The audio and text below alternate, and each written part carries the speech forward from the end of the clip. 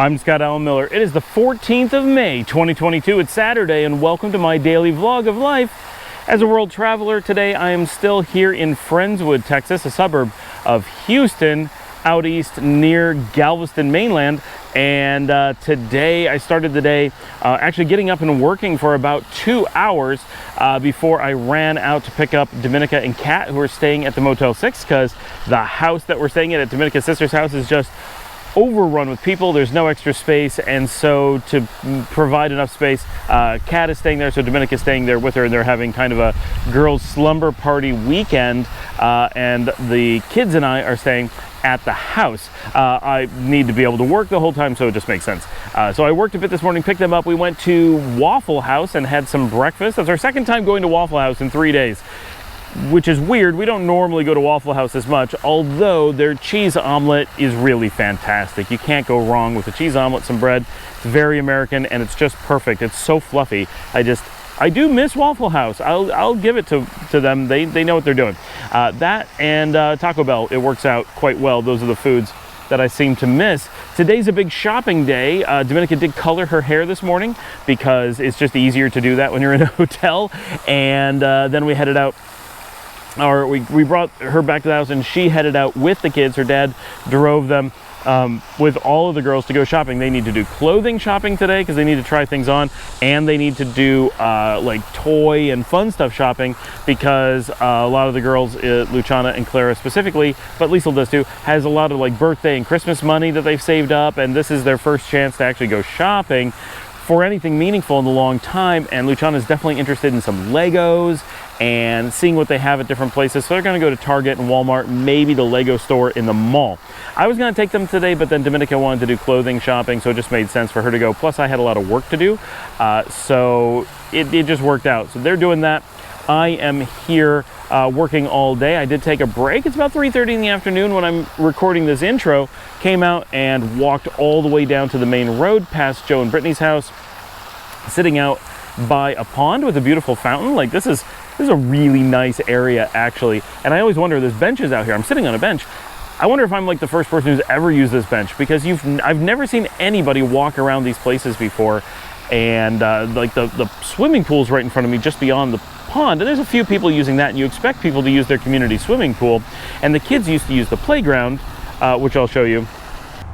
This is the playground that the kids used to come to years ago, when really before the Grices even lived here, when it was just Joe and Britt living over here. We used to come over here because it was a short walk pretty often, so they could come and swing and play in the playgrounds. It's been a number of years since they've gotten to do that.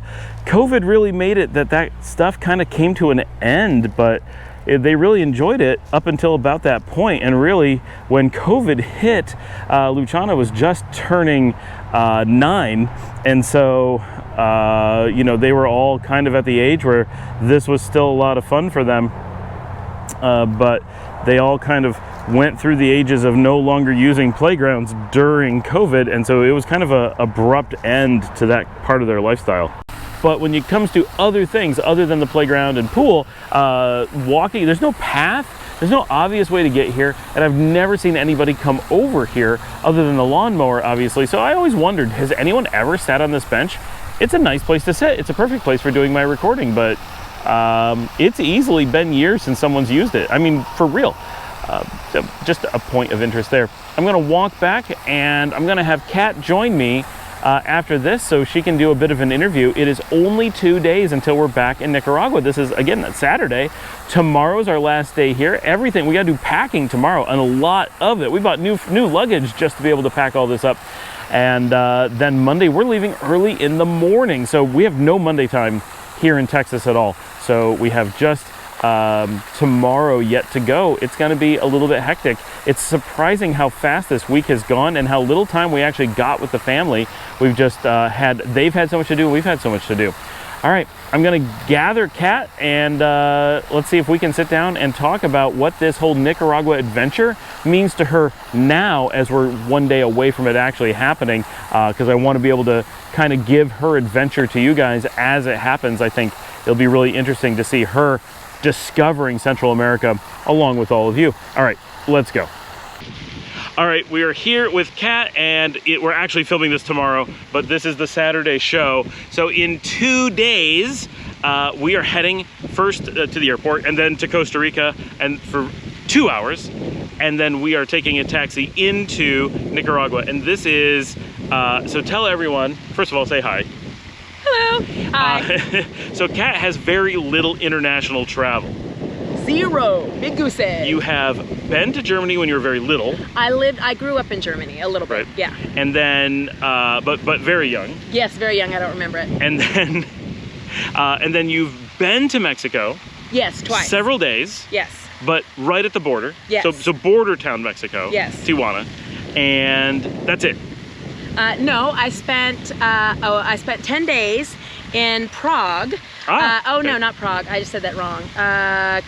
Ukraine? What's the... Kiev. Yes. Actually, my niece was married in Uman, Ukraine, so spent 10 days in Uman. That's right. Yes. I knew that. Yes. Great. So first of all, Costa Rica is going to be new. Very new. Very first time stepping into Central America. Yes. And any Latin America south of the border.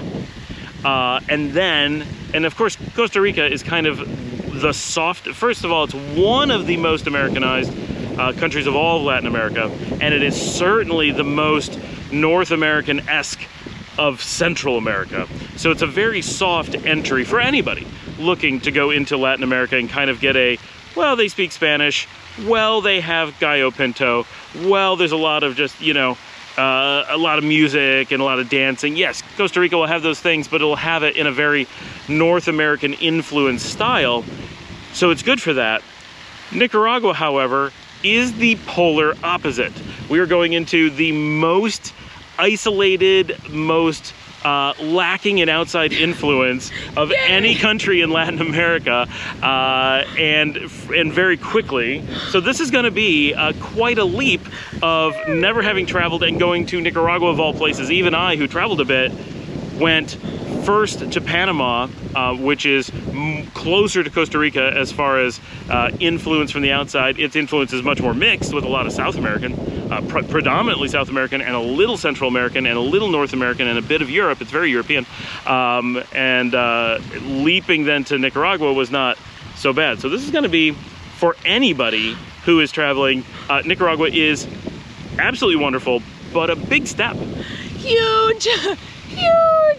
I hear you can't flush toilet paper. I was wondering if you were going to figure that out. Yeah, that's going to be weird. That's one of the biggest. Yes. The not being able to flush toilet paper is, it catches a lot of people off guard, honestly. Like, they're like, what do you mean I can't do that? What do you do? I don't, no, you put can't it in really. the garbage? Right, you can't put it in the garbage. If you were in America, which we are right now, we're in Texas, you would be really shunned if you started putting used toilet paper in the garbage. Like, that's not okay. So we grew up and have lived in a place where that's absolutely unacceptable to do, and then that's gonna flip and be a requirement. So that's big. Another big one is the no hot showers. Oh my heck. Yeah. Which is okay. I'm okay with taking cold showers. What I'm not okay with is not taking a bath. I hear there are 0 bathtubs in Nicaragua also. That's going to be... I honestly cannot remember having seen a bathtub in Nicaragua. Yep. I'm sure they do exist, but I've never seen one. That's not true. I have seen one in San Juan del Sur. I have been in a rented house that did have a bathtub. Ah. They certainly exist in the country, but they are culturally not a thing, partially because of the amount of water that they take. So a lot of regions can't, with any regularity, have people using that much water. So it becomes a thing that people don't think about doing, and therefore, it just don't, why would you invest in a tub if it's not something you do? So it's not that you can't, it's just, it's going to be rare. So cold. The other thing, though, about the showers in Central America is they're actually quite large. Oh, even a relatively entry-level home, let's say, or an apartment, may have a shower that's maybe even double the size of an average starter home shower in the United States. Yeah, there's a lot of space to move around typically, which I have no idea why. That's unusual. I get the only reason that I can think of is that it's so easy to simply just tile the outside walls of the space that people don't put in shower stalls, and they're simply tiling the bathroom. And so that's all. I don't know. but they don't put in like big shower heads and like spray water everywhere and make like the rain shower mist experience.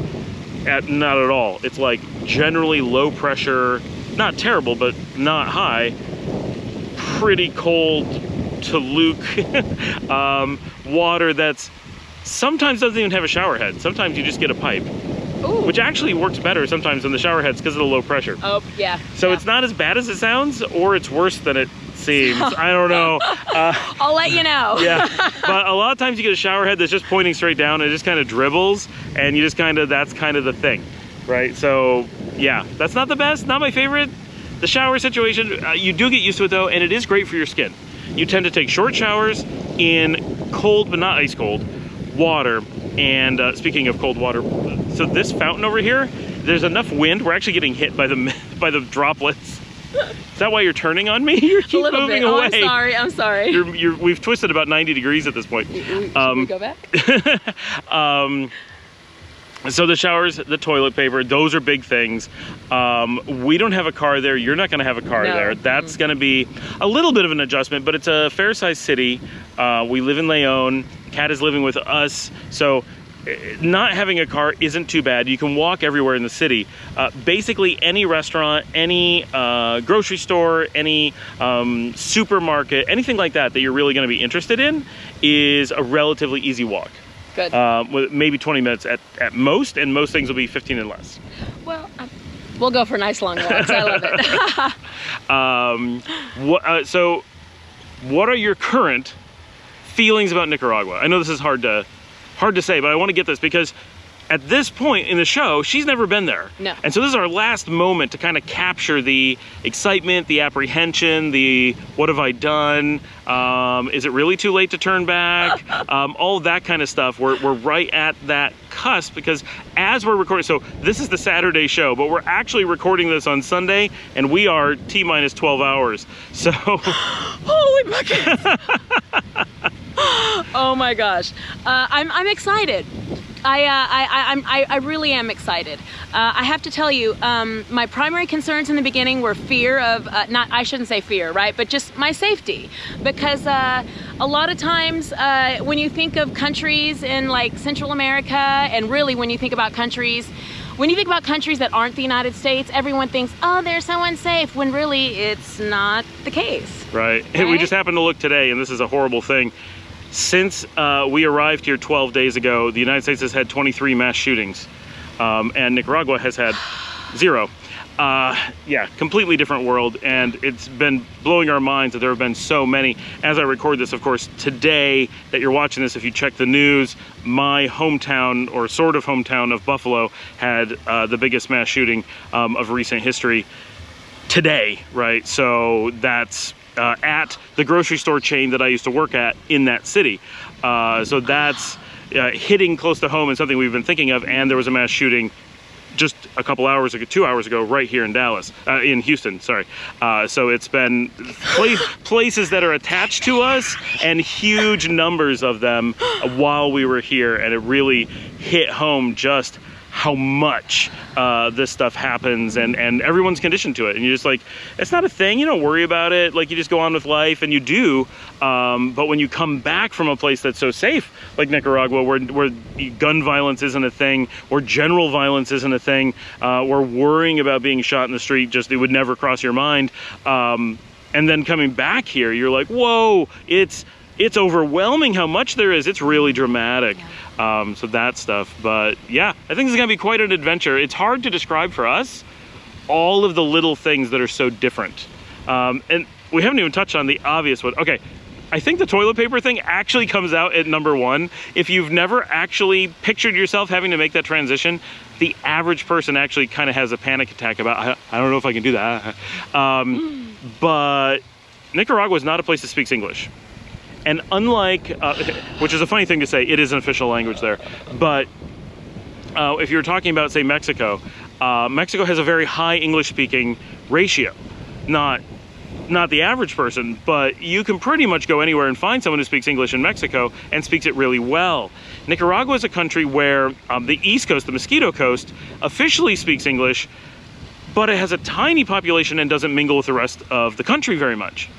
But Nicaragua proper, Nicaragua where you go, Nicaragua, the traditional zone of Nicaragua, is essentially all Spanish, and a very, very old colonial Spanish that's even different than most of the Spanish around it. So you get some pretty heavy linguistic differences and a very heavy accent.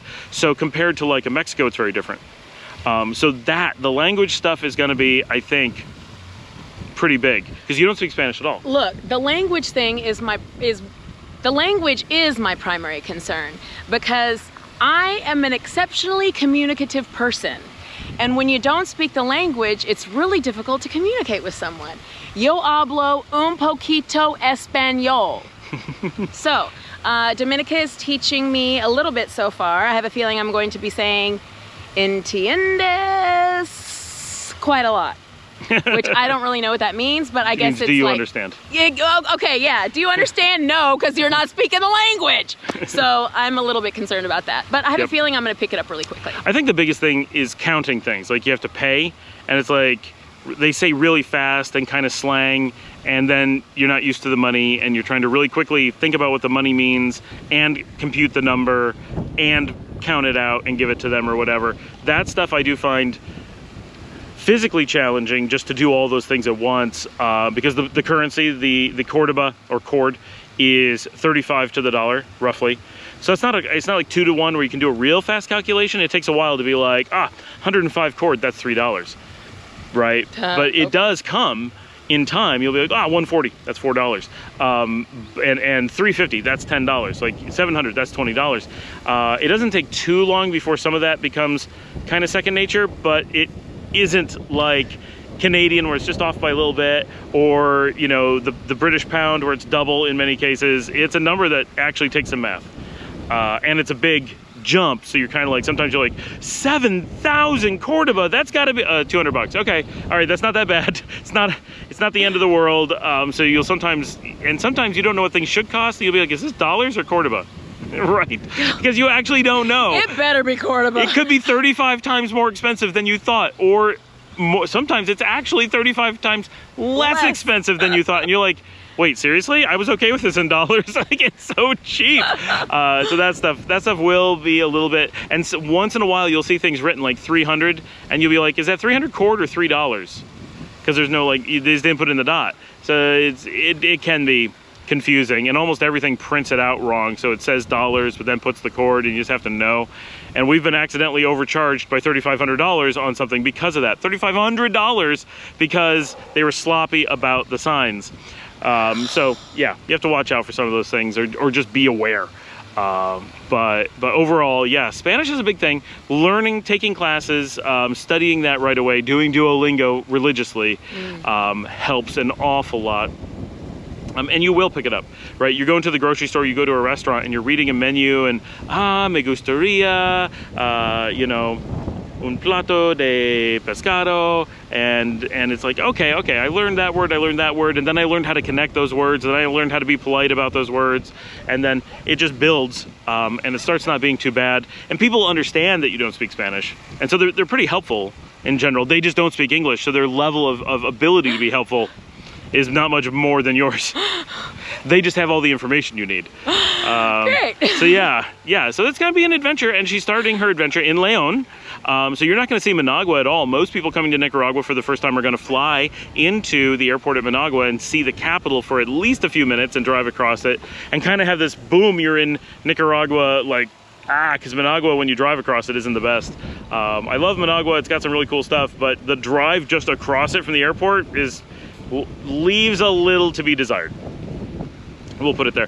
And you're not going to the tourist centers. You're not going to Granada, the big tourist city, and you're not going to San Juan del Sur, the big beach town with all the extranjeros. That's like basically a resort town, and you're not staying in a resort. You're going straight from airport to taxi to the colonial city in the north, which does have some tourists, but we're going into real Nicaragua. Yes. And living downtown in a colonial in the middle of a barrio. So you're actually living in the center. We're on the main street of the oldest barrio in León. Barrio is neighborhood? Yes. Okay. And but they often refer to they use the term barrio to refer to the hoods in the inner city. And so reparto is used to refer to suburban neighborhoods, even though they're all neighborhoods. And technically they're all barrios, as far as I know linguistically, but something will be like, we're in the barrio Laborio, and by calling it barrio, people know you're somewhere around downtown, somewhere well within the strict city limits traditionally. And then like Fatima, which viewers of my channel has seen, is actually the reparto Fatima, not the barrio Fatima as we call it, even though it is a barrio, because it acts like a suburb. It's still part of the city, but it's farther out, it's richer, so it gets that other title, just so that, because people, even locals, will say, oh, I don't know if it's safe going into the barrio. I don't know if you should go into the barrio alone, because they're, you know, barrios are inner city, essentially. So yeah, so this is going to be the ultimate I have leap. a little experience with inner city. In English. Dallas. Yes, a bit. Dallas is and Dallas is bigger than Nicaragua, so the inner city is pretty extreme. So yeah, so you ready? I am beyond ready. I'm excited because, you know, I was buying into all of the fears that I was allowing other people to give me. It's not safe, blah, all of this. But like, as soon as I saw Dominica, as soon as I saw my friends, I'm like, oh, I'm going on an adventure with my friends, you know? And the Millers have been there, how long? Over a year now? Over a year. Over a year now. And we were there 7 years ago, and we've been several times, and now we've been there, we full-time have lived there for a year now. Yeah. And so, like, no, I'm not afraid to go and visit my friends on the beach. You should come. All right. You'll see more of Kat in 2 days when we get to Costa Rica. Tomorrow she won't be on the show because we already know what's recorded for tomorrow, because it is tomorrow as we record this. And remember to like, subscribe, stay tuned for the adventures as we head to Nicaragua on Monday. So you'll be seeing this on Saturday. Monday's show we will be in Nicaragua. Like and subscribe. I'll see all of you tomorrow. Bye.